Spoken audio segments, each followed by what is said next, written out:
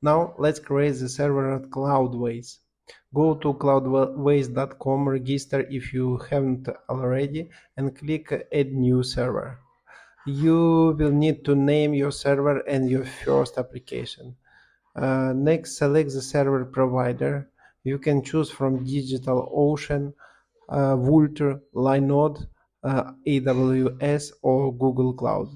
For this example, I'll stick with DigitalOcean.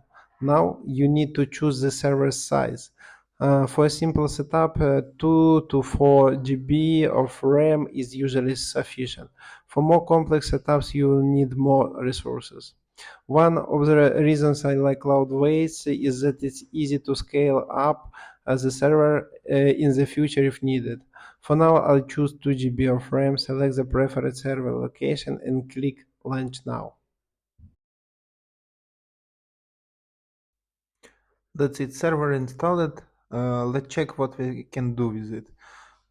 So under master credentials, we can see our public IP address, which we can use to connect our domain to Cloudflare, and username and password for connection with SSH. Also, we can manage server, like we can enable or restart some different services like Apache, Immunify, and everything else. Under setting and packages, we can change some settings which we need, like uploading size, probably depending on files which you upload. You can change these elements. You can change some PHP settings. Also, you can manage your PHP version for the entire server. Under security tab, you can allow or block IP addresses. For example, if you create SFTP access to your server, by default you cannot connect because you need to add your IP address here.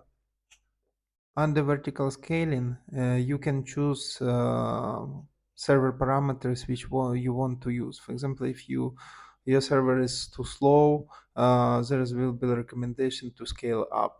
So right now we can see we're using 2 GB and it costs $28 per month.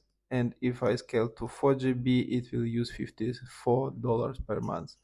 For most websites, 4 GB usually more than enough. So on my different servers, I use around 20 websites on server with 4 GB. Under backups, you can create backups. You also can see the size of backup, etc. Under SMTP section, you can set up your SMTP settings so your mails always will be delivered into inbox and not in spam. So here is about server. Now let's go to our application. Here in the right side you can see www. You can click it, choose your application, and first screen it's access details. Here as you can see the credentials for to access your website, like admin panel. Here you can click username and password to admin panel, MySQL access. I believe you don't need it if you're not strong user and don't know how to use it, but you just need to know that you have it. And here is the SFTP credentials. These credentials need to connect to the file system in case you want to change some files in your website. Like you need to put your username and password and click add. Next, just having username and password will not work because you need to add your IP address to the security. Server security, which I showed you before.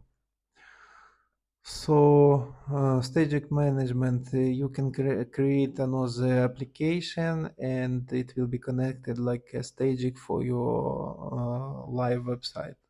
For the monitoring, you can check logs and analytics by traffic, PHP loading, MySQL, different crons and everything else. Under domain management, you can connect domain to your application. Here you can see my domain already connected. In previous tutorial, we used Cloudflare to connect it to Cloudways. You can check that video. Cron job management, here you can add different crons. Under SSL certificate, you can add your custom SSL certificate or Let's Encrypt, which is default. Great thing from Cloudways that Let's Encrypt will be automatically continuing. Under backup and restore, you can check application backups from previous dates. You can choose any date and restore it in case if your application was hacked or something else. Also, if you finish your application development, you can create a manual backup right now, and it will be saved in your server. If you strong user, you connect to your server and via Git. Also, you have some application settings. It's SSH, access, different course headers, varnish for caching, and everything else. I think strong users can understand it, but probably by default it should works for you well. On the migration tools, you can download your application and maybe you can upload it in another cloud servers. So, if you enjoyed this tutorial, don't forget to hit the like button and subscribe to the channel. If you have any questions, feel free to drop them in the comments below. And if you are looking for developers for your project, click the link in the description to book a call with me on Calendly for more details.